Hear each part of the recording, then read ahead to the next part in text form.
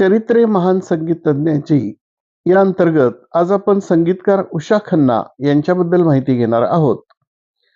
उषा खन्ना ही एक हिंदी चित्रपट सृष्टीतील भारतीय संगीत दिग्दर्शिका आहे. जद्दनबाई आणि सरस्वती देवी नंतर हिंदी चित्रपट उद्योगात प्रवेश करणारी ही तिसरी महिला आहे. पुरुषांचे वर्चस्व असलेल्या संगीत उद्योगातील सर्वात व्यावसायिकदृष्ट्या यशस्वी संगीत दिग्दर्शकापैकी ती एक आहे. दिल देके देखो 1959 या चित्रपटातून संगीत दिग्दर्शक म्हणून पदार्पण केल्यानंतर 40 वर्षाहून अधिक काळानंतरही ती काही चित्रपट आणि दूरदर्शन मालिकांसाठी संगीत तयार करण्यात सक्रिय आहे. सौतन 1983 या प्रचंड हिट चित्रपटासाठी गाणी दिल्याबद्दल तिला फिल्मफेअर पुरस्कारासाठी नामांकन मिळाले. ग्वाल्हेरमध्ये जन्मलेले तिचे वडील मनोहर खन्ना हे गीतकार आणि गायक होते आणि तत्कालीन ग्वाल्हेर राज्यातील जलनिर्माण विभागात सहाय्यक अधीक्षक म्हणून काम करीत होते. 1946 मध्ये जेव्हा ते काही कामासाठी मुंबईत आले तेव्हा योगायोगाने त्यांची भेट हिंदी चित्रपट अभिनेत्री नर्गिस दत्त यांची आई जद्दनबाई यांच्याशी झाली. त्यांच्या विनंतीवरून त्यांनी जावेद बनवर या हिंदी चित्रपटासाठी गझल लिहिण्यास सुरुवात केली.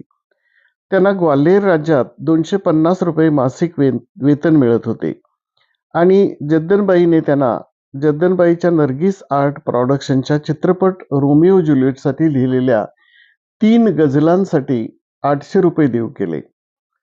लोकप्रिय संगीत दिग्दर्शक ओ.पी. नय्यर यांनी उषा खन्ना यांची ओळख भारतीय चित्रपटसृष्टीतील त्या काळातील एक शक्तिशाली व्यक्ती शशधर मुखर्जी यांच्याशी करून दिली.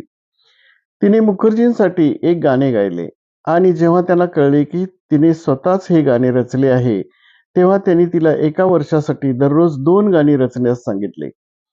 काही महिन्यानंतर मुखर्जी यांनी त्यांना त्यांच्या दिल देके देखो या चित्रपटासाठी संगीतकार म्हणून करारबद्ध केले. हा चित्रपट ज्यामध्ये अभिनेत्री आशा पारेख ही होती तो खूप हिट झाला आणि मुखर्जी यांनी त्यांना आशा पारेख अभिजीत हम हिंदुस्तानी या चित्रपटासाठी पुन्हा कामावर ठेवले. हिंदी चित्रपटासाठी संगीत देण्यास सुरुवात केल्यानंतर उषा खन्ना यांनी अनेक हिट गाणी तयार करूनही संगीत दिग्दर्शक म्हणून स्वतःला स्थापित करण्यासाठी संघर्ष केला. आशा भोसले ज्या उषा खन्ना यांना त्यांची मुलगी म्हणून संबोधल्या जातात आणि मोहम्मद रफी यांच्यासोबत तिने अनेकदा सहकार्य केले. या त्रिकुटाने अनेक हिट गाणी तयार केली.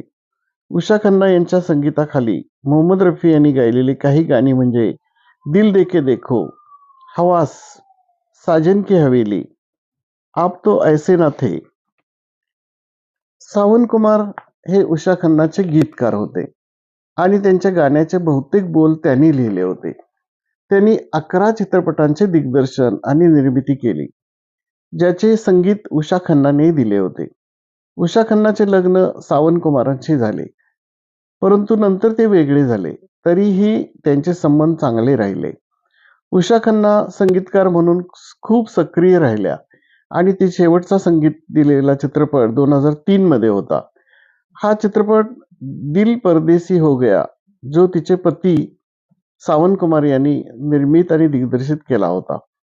उषा खन्ना अनेकदा अरबी संगीतातून प्रेरणा घेत असे जे तिला आवडायचे आणि तिने कधीही कोणतेही गाणे थेट गायले नाही परंतु तिने त्या ओळीनुसार काहीतरी संगीतबद्ध केले आहे असा तिचा दावा आहे.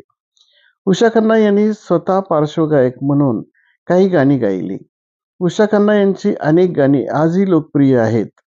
शबनम, आंख मिचाली, साजन बिन सुहागन, सौतन, साजन की सहेली, अब क्या होगा, लाल बंगला, दादा, दो खिलाडी, हसते खेळते हे तिने संगीतबद्ध केलेले काही चित्रपट आहेत. 1979 मध्ये येशुदास यांनी दादा चित्रपटातील तिच्या दिल के टुकडे टुकडे करके मुस्कुरा के चल दिए या गाण्यासाठी फिल्मफेअर अवॉर्ड मिळवला. उषा खन्ना यांनी बिगर हिंदी चित्रपटांनाही संगीत दिले आहे. काही मल्याळम चित्रपटातील गाणी स्मरणात आहेत. तिने सुरुवातीच्या काळात इंडस्ट्रीत स्वतःला स्थापित करण्यासाठी केलेल्या प्रयत्नामुळे तिला हे जाणवले की त्यातून बाहेर पडणे किती कठीण आहे आणि त्यामुळे ती अनेकदा नवीन गायकांना संधी देत असे. तिने त्या काळात फारसे परिचित नसलेल्या गायकांना संधी दिली. अनुपमा देशपांडे, पंकज उदास, हेमलता, मोहम्मद अजीज, रूपकुमार राठोड, शब्बीर कुमार, सोनू निगम यापैकी बरेच जण पुढे प्रसिद्ध गायक बनले. उषा खन्ना सध्या मुंबईमध्ये राहतात. त्यांना काही पुरस्कार मिळाले. उदाहरणार्थ लता मंगेशकर पुरस्कार, महाराष्ट्र सरकार, लाडली जीवन गौरव पुरस्कार, मिरची संगीत जीवन गौरव पुरस्कार, फिल्मफेअर पुरस्काराचे मानांकन, राष्ट्रीय चित्रपट पुरस्कार, सर्वोत्तम non feature film music direction. धन्यवाद.